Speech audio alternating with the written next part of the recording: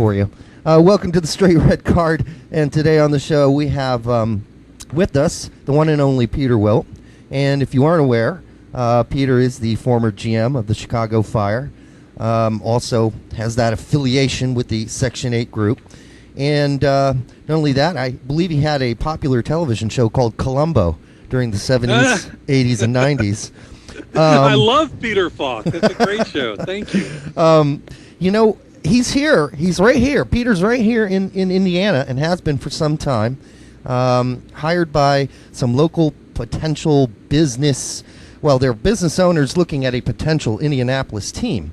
And I guess, Peter, what you're here to do is look into the possibility of bringing, professional NASL soccer to Indianapolis.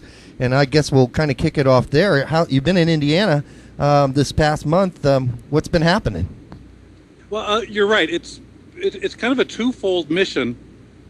One is to examine the landscape of soccer in this market and check on the readiness of it to host a professional team, specifically a North American Soccer League team. Secondly, the responsibility I have is to kind of grow the support for the team. So it's kind of assess what's there already, and then secondly, to kind of lay the foundation for a potential team. And in the last few weeks since I've been here, I've been very busy meeting with various stakeholders and getting their perspective, their input into what they think the opportunities are here, and also what the challenges will be to create a successful pro team. Yeah, and in the interest of being completely open and honest, Brett and I have been involved with not only the Racing Indy FC, but also the Brickyard Battalion. So, in some ways, this is a little bit of a self-serving interview because we're really interested in it as well. Well, you guys are a very important stakeholder in what this would become. And by you guys, I don't mean just Derek and Brett, and not just the Brickyard Battalion, but really that entire demographic. It's the young, urban, mainly male, but not exclusively male, demographic that is very much provides the active fan support, but it goes beyond that. It's also the young adult males and females that will support the team in the rest of the stadium, but the fan that will really take the team seriously, care about it, be passionate about it, and support it through thick and thin. Yeah, absolutely. Mm-hmm. So how did this whole Indianapolis thing come to be? I mean, that's kind of the curious thing. I mean, obviously, there is, some foundation so far in Indianapolis for soccer, but why Indianapolis? How did that happen?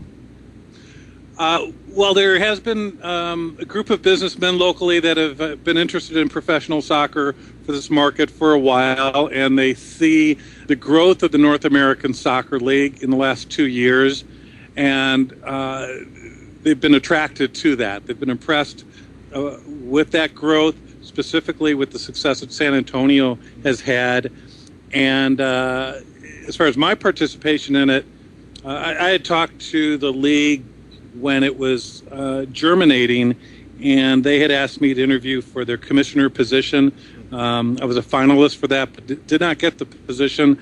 And Aaron Davidson, the executive director of the league, told me not to worry, that they would like to have me involved in the league at some point. And when the business leaders in Indianapolis asked Aaron for recommendations on someone that could help them out here, Aaron recommended me, and so I've been talking to them actually for maybe about 6 or 7 months, on and off, helping them prepare for this. And then they brought me in October 1st to start the due diligence to see if this thing will make sense. Yeah. And quite frankly, as far as Indianapolis is concerned, it was only a matter of time before some interest was going to be shown. I mean, you don't really think of Indianapolis as a large city because, well, it's in Indiana and it's not really overly populated state. But Indianapolis itself is actually like the 12th largest city in the country. It doesn't seem like it, but it's just not next to a body of water. And most larger cities are next to a body of water. Yes, and that is a little deceiving, of course, because it does not it's a very large footprint, geographic footprint for the city. And as far as a market size that traditionally includes all of the suburbs, Indianapolis is a little lower down in the pecking order. Nevertheless, this is one of the largest cities in the United States without a professional soccer team. And it's also one of the largest cities in the country that's never had a first division soccer team. And, of course, I live in a market that is in the same boat in Milwaukee. They never had a North American Soccer League team and never had a Major League Soccer team. And I think in both cases, it's a bit of a surprise because they are traditionally strong soccer participant areas. Milwaukee is a strong ethnic heritage that has played into their soccer heritage. In Indiana, you really have the success of Indiana University, some of the great youth programs in the state. There are more Division I college programs, men's soccer programs in Indiana than I believe there are in Illinois, Wisconsin, and Minnesota combined. So this is a good soccer market, and my personal belief, and it was a gut feeling going into this, is that if it's managed properly, it has the potential to be a successful professional soccer market. And if it's not managed properly, it won't be. So, and I guess that's stating the obvious. That can be said about every team, though. It somewhat can be, but I tell you what, there's some markets, and I'll say Portland, Oregon, is just so fantastic. The stadium location is so good that really would have been hard to mess up. So it's. But you're right. The management of the team is going to be very important. Well, let's look at Toronto. I mean, they started off extremely strong as far as the market's concerned, but it's sort of dwindled down since it has been, in my opinion, hasn't been handled that correctly. Well, that's a great point. It's 6 years in, and mistake after mistake after mistake has been handled on the team side, certainly, and arguably on the front office side in terms of fan relations. And they have still sold out virtually every game, but there's no doubt by the look of the empty seats at BMO Field that their run of fan support may be at an end if things don't turn around quickly. Well, didn't I read an article recently where they said that the ticket prices were reduced 40% or something along those lines? They did it. I think that was a fantastic move as a gesture of good faith to fans who have been supporting them. The renewal season ticket prices are going back to the first year of 2007. That's very good. Yeah. And it's necessary, and it's the right thing to do. I think the key there, of course, is, winning. They need to start winning, and I think the fans will come back. I think, year after year struggling and then of all the never make the playoffs. Yeah, it's tough on any fan base. But you, earlier, Peter, you mentioned all the youth teams, all the college teams that are in Indiana. How does that kind of factor into a professional team in Indianapolis, and how would they all cooperate together to make this a success? It's a great question, and kind of it touches on a great point.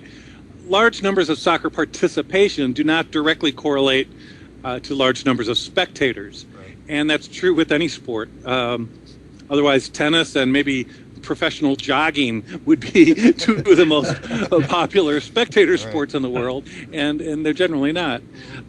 So it needs to be converted.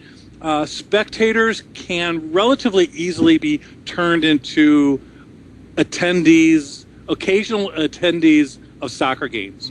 And that's done by aggressive sales efforts, working with the youth soccer club leadership, player appearances, discounts, benefits for the players, getting them on the field at halftime and before the game, getting them to meet the players. That sort of thing can convert participants of soccer into single game attendees as a group outing. The next stage is to convert them from a single game attendee to a casual fan, getting them to go to 2 or 3 games a year. And that requires them having a good fan experience the 1 or 2 times that they do go. And it's not just once they're in their seat and they're watching the game. That's obviously a big part of it. But it's also, the parking, the access, the concession stands, the treatment from the ushers and securities, and then the value that they get from merchandise, the ticket price, concessions, and just a feeling that they're appreciated and that they're a part of this team. And then that's how we get to the third stage, which is converting them from maybe casual observer to passionate fan.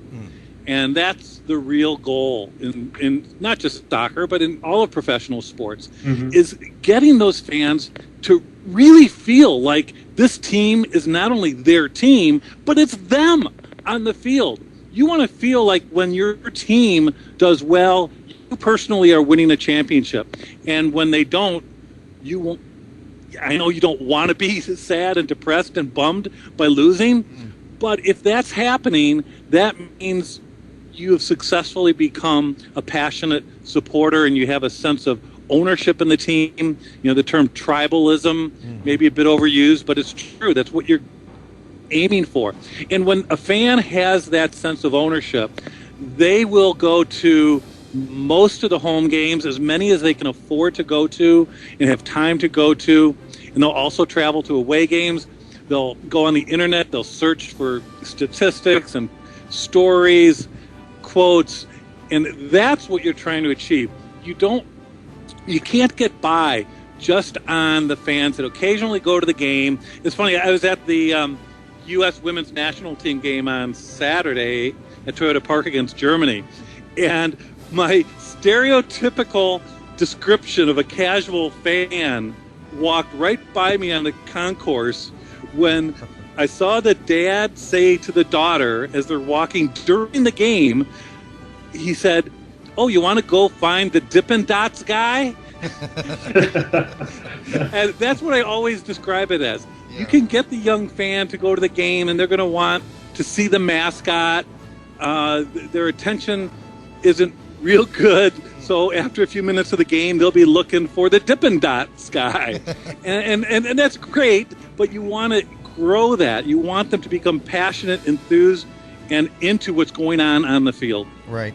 Well, you mentioned, parking, accessibility, the stadium, just the whole feel of being involved in something like that. And I think one of the things we spent some time on, and you've spent some time on, is looking into what venue would work, at least temporarily, if a team is here in Indianapolis. And I don't know if you could speak to that a bit. Indianapolis has at least 4, probably 5 or 6 existing venues that, in theory, you could play your home soccer games at. None of them are perfect. They all have pluses and they all have minuses.